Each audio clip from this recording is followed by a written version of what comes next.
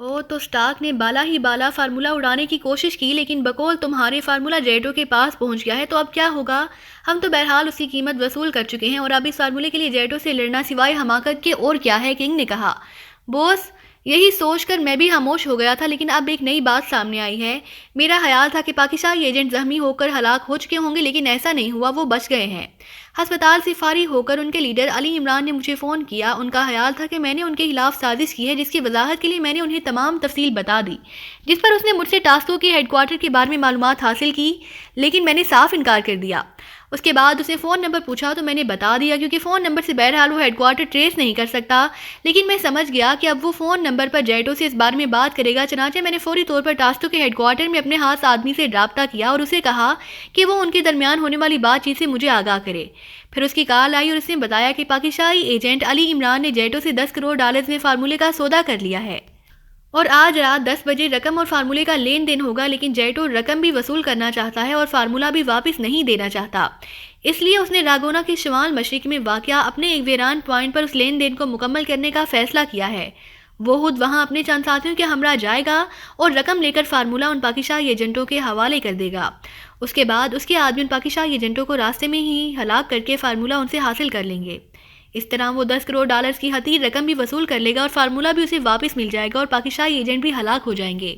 اس سلسلے میں کوئی الزام بھی نہ آئے گا اور وہ اس لین دین کی باقاعدہ فلم بنائے گا، جس کو بندوبست اس پوائنٹ پر جسے جیٹو اسپیشل ایکس پوائنٹ کہا جاتا ہے پہلے سے ہے، تاکہ بعد میں اگر پاکستانی حکومت احتجاج کرے یا مزید پاکستانی ایجنٹ آئیں تو انہیں یہ فلم دکھا کر مطمئن کیا جا سکے اور پھر وہ فارمولہ اسٹاک کو یا کسی بھی ملک کو فروخت کر کے مزید رقم کما لے گا، کیلارڈ نے تفصیل بتاتے ہوئے کہا۔ وہ واقعی جیٹو اس قسم کے دھوکے دینے کا ماہر ہے، لیکن ہمارا اس سے کیا تعلق بن گیا ہے یہ بتاؤ، کنگ نے کہا۔ بوس، اگر آپ اجازت دیں تو یہ فارمولہ ہم حاصل کر لیں، کیلارڈ نے کہا تو کنگ بے اختیار اچھل پڑا۔ وہ کیسے، کیا مطلب، کنگ نے حیرت بھرے لہجے میں کہا۔ بوس، جیٹو کو اس بات کا خیال تک نہ ہوگا کہ ہمیں بھی اس بارے میں کچھ علم ہو سکتا ہے۔ یہ اسپیشل ایکس پوائنٹ اس کا خفیہ ترین پوائنٹ ہے، لیکن جیٹو کے ہیڈ کوارٹر میں موجود ہمارے آدمی کو اس بارے میں تفصیل کا علم تھا، اس لیے اس نے مجھے اس کے محلِ وقوع کے بارے میں بتا دیا ہے۔ یہ پوائنٹ شہر سے دور ایک علیحدہ علاقے میں ہے اور بظاہر ایک متروک شدہ زرعی فارم ہے۔ یہ پوائنٹ مین روڈ سے ہٹ کر تقریباً 4 کلومیٹر کے فاصلے پر ہے اور اس ساری سڑک کے گرد اور اس پوائنٹ کے گرد قدیم اور گھنے درخت ہیں۔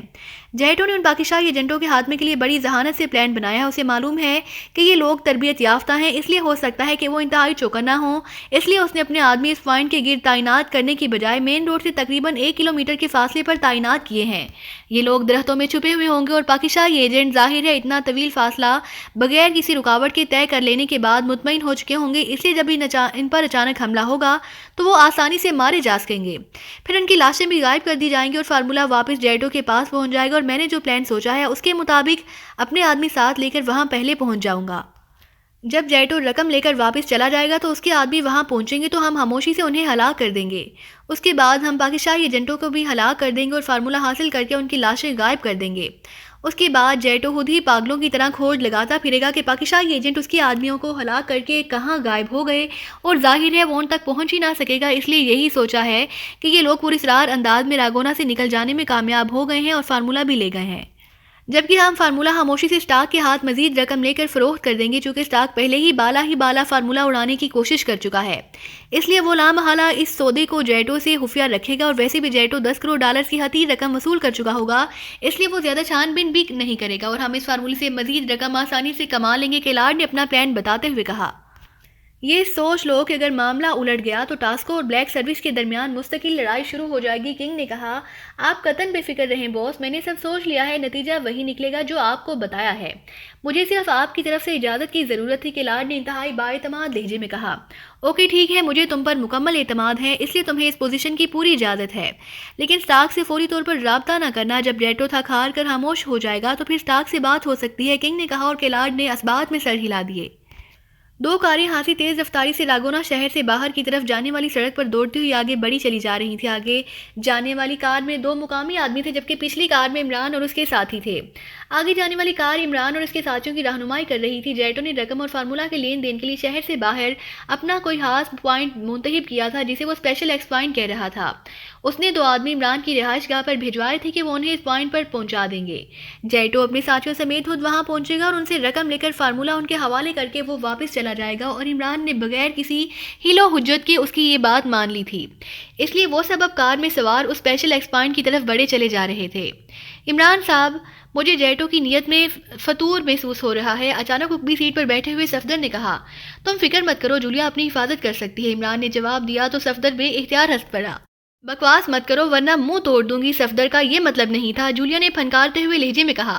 اچھا، تو اب تمہیں صفدر کا مطلب پیشگی سمجھ میں آنے لگ گیا ہے، ویری بیڈ، پھر تو مجھے آئندہ چیف کی منت کرنا پڑے گی کہ جب بھی وہ صفدر کو بھیجا کرے ساتھ سالیہ کو بھی ضرور بھیج دیا کرے۔ عمران نے فوراً ہی جواب دیا۔ عمران صاحب، میرا مطلب تھا کہ جیٹو ہمیں ہلاک کرنا چاہتا ہے، صفدر نے فوراً بات کرتے ہوئے کہا، کیونکہ اسے معلوم تھا کہ عمران نے مزید ایسی باتیں کرنے سے نہیں رکنا اور جولیا کا غصہ اور جھنجھلاہٹ بڑھتی چلی جائے گی۔ اگر وہ ہمیں ہلاک کرنا چاہتا تو وہ اس رہائش گاہ میں بھی ہلاک کر سکتا تھا، اس کے لیے اتنی دور ہمیں لے جانے کی ضرورت نہیں تھی، عمران نے جواب دیا۔ اس کا خیال ہوگا کہ وہ اپنے پوائنٹ پر زیادہ آسانی سے یہ کارروائی کر لے گا، صفدر نے کہا۔ تو ٹھیک ہے، کر کے دیکھ لے کارروائی، تنویر ہمارے ساتھ ہے، پھر ہمیں کیا ڈر ہو سکتا ہے، عمران نے جواب دیا۔ میری مانو تو تم اسے $1 بھی مت دو، میں خود فارمولا آف جیٹو سے حاصل کر لوں گا، تنویر نے جواب دیتے ہوئے کہا۔ یہ معاہدے کی خلاف ورزی ہے اور بحیثیت مسلمان ہمیں معاہدے کی خلاف ورزی نہیں کرنی چاہیے، عمران نے کہا۔ لیکن اگر جیٹو نے معاہدے کی خلاف ورزی کی تو پھر، صفدر نے کہا، تو پھر وہ اس کی سزا بھی خود ہی بھگتے گا، عمران نے اسپاٹ لہجے میں جواب دیتے ہوئے کہا۔ اس کا مطلب ہے کہ ہم ہر لحاظ سے محتاط رہیں، صفدر نے کہا۔ ظاہر ہے ہم بدماشوں کے ایک گروپ سے ڈیل کرنے جا رہے ہیں، یہ لوگ کسی بھی لمحے کچھ بھی کر سکتے ہیں اور ہم نے بہرحال فارمولا حاصل کرنا ہے، عمران نے جواب دیا اور سب نے اس بات میں سر ہلا دیا۔ عمران صاحب، آپ کا کیا خیال ہے کہ یہ لوگ کہاں کارروائی کر سکتے ہیں، اچانک خاموش بیٹھے ہوئے کیپٹن شکیل نے کہا۔ یہ گھٹیا درجے کے بدماش ہیں، اس لیے یہ لمبی چوڑی پلاننگ میں نہیں پڑیں گے، بہرحال یہ بات طے ہے کہ یہ کارروائی رقم کی وصولی کے بعد ہی ہو سکتی ہے، عمران نے کہا۔ یہ بھی تو ہو سکتا ہے کہ وہاں ہمارے پہنچتے ہی وہاں کسی بھی ذریعے سے بے ہوش کر دینے والی گیس فائر کر دیں اور پھر ہم سے رقم لے کر ہمیں بے ہوشی کے دوران ہی ہلاک کر دیں، جولیا نے کہا۔ ہاں، ایسا بھی ہو سکتا ہے، اس لیے تنویر کے پاس جو بیگ ہے اس میں نے ان گولیوں کا پیکٹ موجود ہے جنہیں کھانے کے بعد 2 گھنٹوں تک ہم پر بے ہوشی کی کوئی گیس یا انجیکشن اثر نہیں کرے گا، عمران نے کہا۔ تو کیا یہ گولیاں ہم وہاں جا کر کھائیں ان کے سامنے، جولیا نے حیرت بھرے لہجے میں کہا۔ ہاں، میں چاہتا ہوں کہ ان کا وقفہ زیادہ سے زیادہ ہمارے کام آئے، نہ جانے یہ پوائنٹ کتنے فاصلے پر ہوں، عمران نے کہا اور سب نے اس بات میں سر ہلا دیے۔ کاریں مسلسل ایک دوسرے کے آگے پیچھے دوڑ رہی تھی اور اب وہ شہر سے کافی فاصلے پر آ چکے تھے کہ اچانک آگے جانے والی کار نے دائیں ہاتھ پر مڑنے کا انڈیکیٹر دینا شروع کر دیا اور اس کی رفتار بھی کم ہونے لگی، تو عمران نے بھی رفتار کم کر دی اور انڈیکیٹر دینا شروع کر دیا۔ تھوڑی دیر بعد دونوں کاریں دائیں طرف ایک پختہ سڑک پر مڑ گئی جس کے دونوں طرف گھنے درخت تھے۔ اس سڑک پر بھی تقریباً 6-7 کلومیٹر سفر کے بعد وہ ایک قدیم اور بظاہر شکستہ نظر آنے والے زرعی فارم کی عمارت تک پہنچ گئے۔ یہ عمارت ایک وسیع احاطے میں بنی ہوئی تھی اور اس احاطے میں بھی قدیم دور کے اور گھنے اور چوڑے درخت کثرت سے موجود تھے۔ آگے والی کار عمارت کے سامنے جا کر رک گئی اور اس میں سوار دونوں افراد کار سے باہر نکل آئے۔ عمران نے بھی کار ان کے پیچھے لے جا کر روکی اور پھر وہ سب بھی کار سے نیچے اتر آئے۔ صفدر اور تنویر کے ہاتھوں میں بیگ تھے۔ آئیے جناب، ان میں سے ایک نے مودبانہ لہجے میں کہا اور عمارت کی اندرونی طرف بڑھ گیا۔ عمران اور اس کے ساتھی بھی چلتے ہوئے ان کے پیچھے اندر داخل ہوئے، پھر وہ ایک خاصے بڑے ہال نما کمرے میں پہنچ گئے جہاں خاصے قدیم دور کا فرنیچر موجود تھا، لیکن یہ فرنیچر صاف ستھرا تھا جیسے اس کی باقاعدہ صفائی کی گئی ہو۔ جہاں الماری میں شراب کی بوتلیں موجود ہیں جناب، آپ اپنی مرضی کی شراب پی سکتے ہیں، انہیں اندر لے آنے والے نے کہا۔ ہم شراب نہیں پیتے، البتہ ہمیں پانی چاہیے، عمران نے مسکراتے ہوئے کہا۔ پانی کی بوتلیں نچلے خانے میں پڑی ہیں، اس آدمی نے قدرے حیرت بھرے لہجے میں کہا اور پھر اس نے آگے بڑھ کر ایک سائڈ پر موجود بڑی سی الماری کھول دی۔ اس میں واقعی 3 خانوں میں ہر قسم کی شراب کی بوتلیں بھری ہوئی تھیں، جبکہ نچلے خانے میں منرل واٹر کی پیکڈ بوتلیں موجود تھیں، شاید شراب میں ملانے کے لیے انہیں وہاں رکھا گیا تھا۔ تمہارا باس کب آئے گا؟ عمران نے اس بات میں سر ہلاتے ہوئے کہا۔ ہمیں باس کو آپ کے یہاں پہنچنے کی اطلاع دینی ہوگی، پھر بوس جہاں کے لیے روانہ ہوگا، لیکن پہلے تو ہمیں وہ رقم دکھاؤ تاکہ ہم بوس کو بتا سکیں کہ رقم موجود ہے، اس آدمی نے کہا۔ انہیں رقم دکھا دو، عمران نے صفدر سے کہا تو صفدر نے ہاتھ میں موجود بڑا سا بریف کیس میز پر رکھ کر اسے کھول دیا۔ بریف کیس ڈالروں کی گڈیوں سے بھرا پڑا تھا، اگر چاہو تو بیٹھ کر باقاعدہ گنتی کر لو، عمران نے کہا۔ نہیں، ان کی تعداد بتا رہی ہے کہ رقم پوری ہوگی، اس آدمی نے مسکراتے ہوئے کہا اور اس کے ساتھ اس نے میز پر پڑے ہوئے فون کا ریسیور اٹھایا اور نمبر پریس کرنے شروع کر دیے۔ عمران نے ہاتھ بڑھا کر خود ہی لاؤڈر کا بٹن پریس کر دیا۔ راکی بول رہا ہوں باس، اسپیشل ایکس پوائنٹ سے، اس آدمی نے دوسری طرف سے ریسیور اٹھاتے ہوئے کہا۔ یس، کیا رپورٹ ہے؟ دوسری طرف سے جیٹو کی چیختی ہوئی آواز سنائی دی۔ مہمان اسپیشل ایکس پوائنٹ پر پہنچ گئے ہیں، ہم نے رقم بھی چیک کر لی ہے، رقم موجود ہے۔ اوکے، ہم پہنچ رہے ہیں، دوسری طرف سے کہا گیا تو راکی نے بغیر کچھ کہے ریسیور رکھ دیا۔ آپ لوگ یہاں باس سے ملاقات کریں گے، ہمیں اجازت دیں، راکی نے ریسیور رکھ کر عمران سے مخاطب ہو کر کہا۔ جہاں کوئی آدمی نہیں رہتا، عمران نے کہا۔ یہاں 2 آدمی رہتے ہیں لیکن آپ کی وجہ سے انہیں پہلے ہی یہاں سے بھجوا دیا گیا ہے، باس مکمل رازداری چاہتے ہیں، راکی نے کہا اور واپس مڑ گیا۔ دوسرا آدمی خاموشی سے اس کے پیچھے مڑا اور پھر ان کی کار تیزی سے احاطے سے باہر نکل کر مین روڈ کی طرف بڑھتی چلی گئی۔ صفدر اور تنویر تم باہر جا کر چیکنگ کرو، کیپٹن شکیل یہاں رہے گا، میں اور جولیا اس پوائنٹ کی تلاشی لیں گے، عمران نے کہا۔ میرا خیال ہے کہ ہمیں پہلے بے ہوش کر دینے والی گیس سے بچنے والی گولیاں کھا لینی چاہیے، جولیا نے کہا۔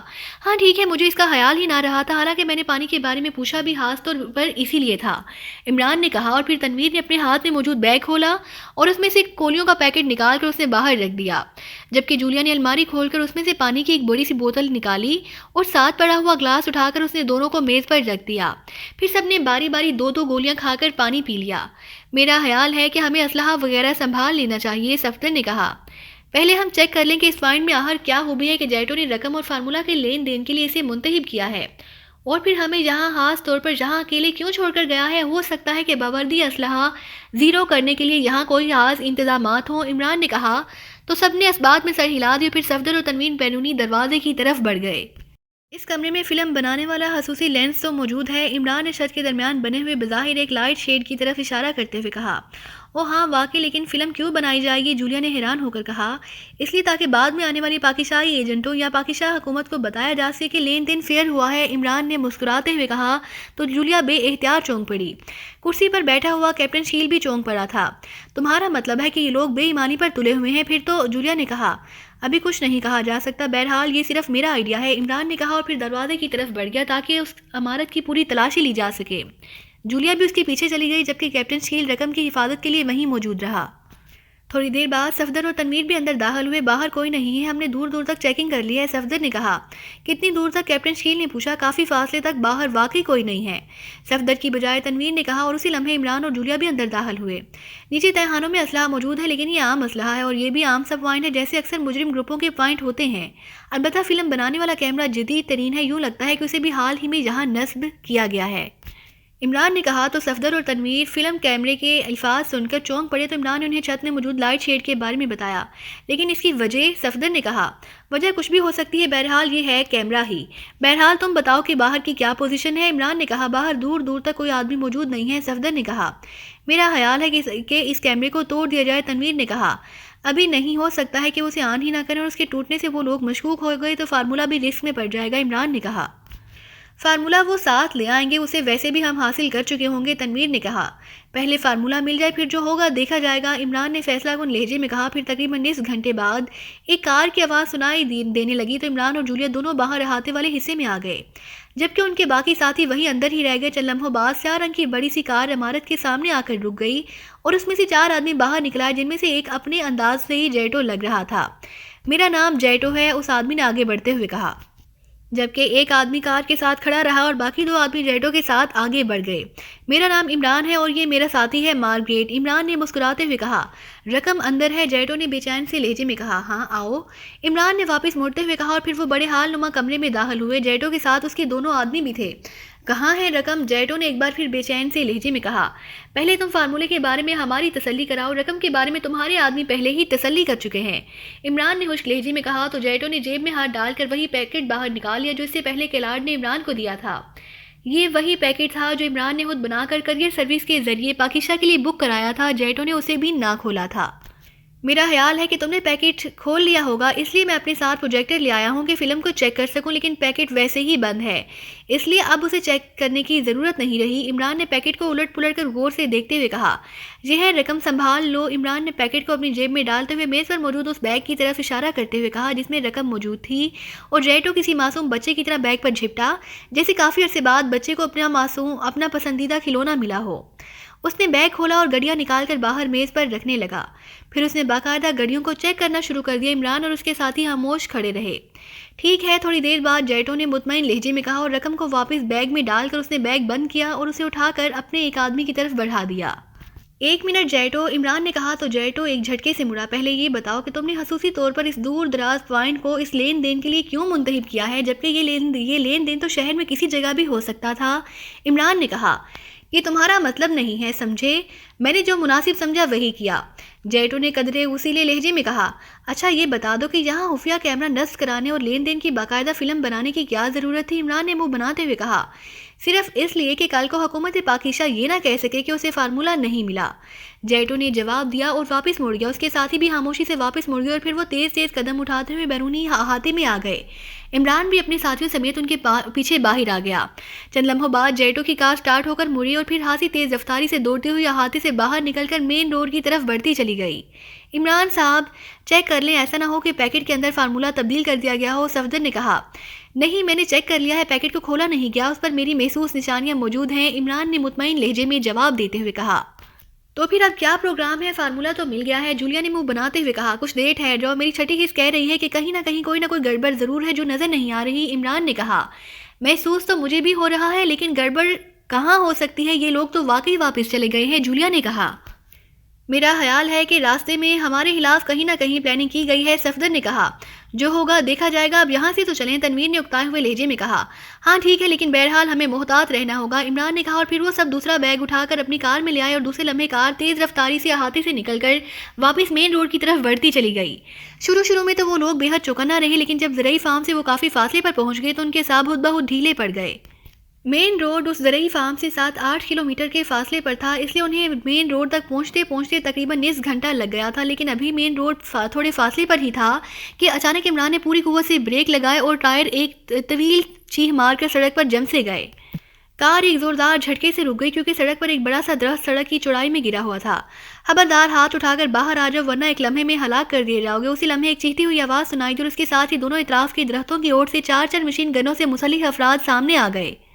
لو بھائی، جو خطرہ ہمارے اعصاب پر سوار تھا وہ سامنے آ ہی گیا، عمران نے مسکراتے ہوئے کہا، اور پھر اسی اطمینان سے کار کا دروازہ کھول کر باہر آ گیا۔ باہر آتے ہی اس نے اپنے دونوں ہاتھ اٹھا کر سر پر رکھ لی، البتہ اس نے اپنی پشت کار سے لگا رکھی تھی۔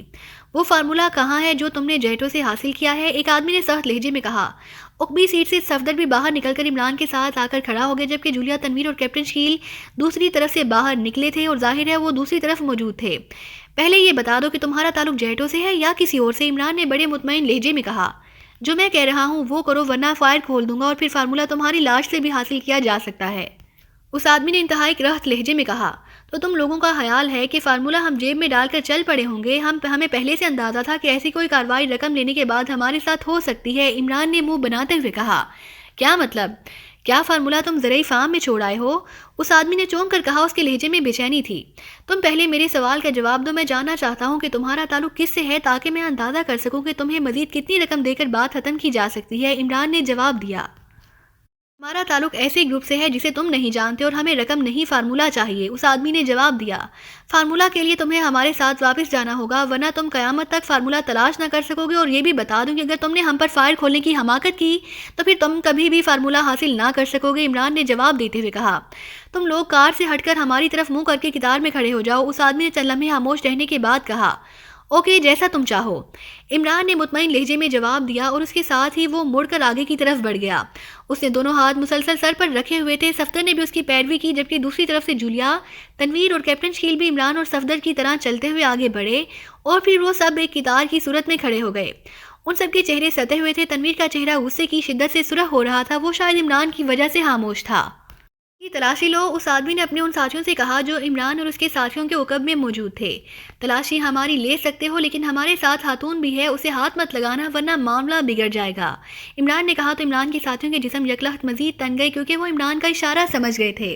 اس عورت کی تلاشی علیحدہ لی جائے گی، ابھی ان چاروں کی تلاشی لو لیکن محتاط رہنا، اس آدمی نے کہا۔ اور صرف تلاشی لینا، گدگدیاں مت نکالنا ورنہ میں دوڑ کر تمہارے بوس کے پاس پہنچ جاؤں گا، میں گدگدیوں سے الرجک ہوں، عمران نے بڑے سنجیدہ لہجے میں کہا۔ زیادہ بکواس مت کرو، خاموش رہو، بوس نے غصیلے لہجے میں کہا۔ ارے پھر گدگدی میں کہہ دیتا ہوں، اچانک عمران کے منہ سے لفظ نکلا اور اس کے ساتھ ہی جیسے کمان تیر سے نکلا، اس طرح عمران اور اس کے ساتھی دوڑتے ہوئے سامنے موجود 4 مسلح افراد پر ٹوٹ پڑے۔ اس کے ساتھ ہی مشین پسٹل کی تڑتڑاہٹ اور انسانی چیخوں سے ماحول گونج اٹھا۔ عمران اس آدمی پر جھپٹا جو اس سے بات چیت کر رہا تھا، اس نے ایک لمحے میں اسے اٹھا کر زمین پر اس انداز میں پٹک دیا تھا کہ اس کی گردن میں محسوس بل آ گیا اور اس کا چہرہ تیزی سے مسح ہوتا چلا گیا، جبکہ باقی ساتھیوں نے باقی 3 افراد کو ان کے سنبھلنے سے پہلے ہی پوری قوت سے دھکے دے کر اچھال دیا تھا۔ ان کے ہاتھوں میں مشین گنیں نکل چکی تھیں، ایک بار پھر مشین گن کی تڑتڑاہٹ کے ساتھ ہی ماحول انسانی چیخوں سے گونج اٹھا۔ وہ تینوں ختم ہو چکے تھے اور یہ فائرنگ صفدر نے کی تھی جس نے دوڑتے ہوئے مشین پسٹل نکال لیا تھا۔ انہیں اپنے عقب میں موجود افراد کی طرف سے کوئی فکر نہ تھی کیونکہ وہ پہلے ہی اپنے عقب میں ہونے والی فائرنگ اور انسانی چیخوں کی آوازیں سن چکے تھے۔ انہیں معلوم تھا کہ یہ فائرنگ جولیا نے کی ہوگی۔ ظاہر ہے تلاشی لینے کے لیے ان لوگوں نے اپنی مشین گنیں کاندھوں سے لٹکائی ہوں گی اور عمران اس کے ساتھیوں کے اچانک دوڑ پڑنے کی وجہ سے وہ سنبھل ہی نہ سکے تھے۔ ادھر عمران نے بجلی کی سی تیزی سے جھک کر اس آدمی کے سر اور گردن پر ہاتھ رکھ کر محسوس انداز میں جھٹکا دیا اور پھر اس نے سیدھا کھڑا ہو کر بے اختیار ایک طویل سانس لیا۔ گڈ جولیا، تم نے بروقت کارروائی کی ہے، عمران نے مڑ کر مسکراتے ہوئے کہا۔ میں تمہارا اشارہ سمجھ گئی تھی، جولیا نے مسرت بھرے لہجے میں کہا۔ ارے تنویر کے سامنے تو یہ بات مت کرو ورنہ ابھی میری لاش بھی ان کے پاس پڑی ہوئی نظر آ رہی ہوگی، عمران نے سہمے ہوئے لہجے میں کہا تو باقی ساتھیوں کے ستے ہوئے چہرے بے اختیار نارمل ہو گئے۔ عمران صاحب، کیا یہ جیٹو گروپ ہے؟ صفدر نے کہا۔ دیکھو ابھی اسی سے معلوم کرنا ہوگا، تم لوگ ادھر ادھر پھیل کر چیک کرو، ہو سکتا ہے کہ اس کے دوسرے ساتھی کہیں اور فائرنگ کی آوازیں سن کر اچانک ہمارے سروں پر نہ پہنچ جائیں۔ عمران نے کہا۔ صفدر، تنویر اور کیپٹن شکیل سر ہلاتے ہوئے مڑے اور پھر آگے بڑھتے چلے گئے، جبکہ جولیا وہیں عمران کے ساتھ ہی کھڑی رہی۔ عمران نے جھک کر اس آدمی کی ناک اور منہ دونوں ہاتھوں سے بند کر دیا۔ چند لمحوں بعد جب اس کے جسم میں حرکت کے تاثرات نمودار ہونے لگ گئے تو عمران نے ہاتھ ہٹائے اور سیدھا کھڑا ہو کر اس نے اپنا پیر اس کی گردن کی سائڈ پر رکھ دیا۔ اس آدمی نے ہوش آتے ہی بے اختیار اٹھنے کی کوشش کی، لیکن عمران کا پیر آہستہ سے محسوس انداز میں گھوما تو اس آدمی کا اٹھنے کے لیے سمٹتا ہوا جسم ایک جھٹکے سے سیدھا ہو گیا۔ اس کا چہرہ بگڑ گیا اور اس کے منہ سے بے اختیار ہرہراہٹ کی تیز آوازیں نکلنے لگیں۔ کیا نام ہے تمہارا اور اس گروپ سے تمہارا تعلق کیا ہے؟ عمران نے پیر کو واپس موڑتے ہوئے کہا۔ ہٹا لو پیر، ہٹا لو، میں بتا دیتا ہوں، سب کچھ بتا دیتا ہوں، اس آدمی نے رک کر کہا، اس کے لہجے میں انتہائی بےچارگی سی۔ بولو، جواب دو ورنہ، عمران نے پیر کو اور پیچھے کرتے ہوئے کہا، لیکن اس نے پیر ہٹایا نہیں تھا۔ میرا نام راسکر ہے، میرا تعلق بلیک سروس ہے، مجھے یہاں باس کے لاڈ نے بھیجا تھا، اس آدمی نے جواب دیتے ہوئے کہا۔ تو عمران اور جولیا دونوں کے چہروں پر راسکر کی بات سن کر حیرت کے تاثرات ابھر آئے کہ لاڈ بلیک سروس کے فارمولے سے کیا تعلق اور انہیں کیسے معلوم ہوا کہ یہاں کیا کارروائی ہو رہی ہے؟ عمران نے سرد لہجے میں کہا۔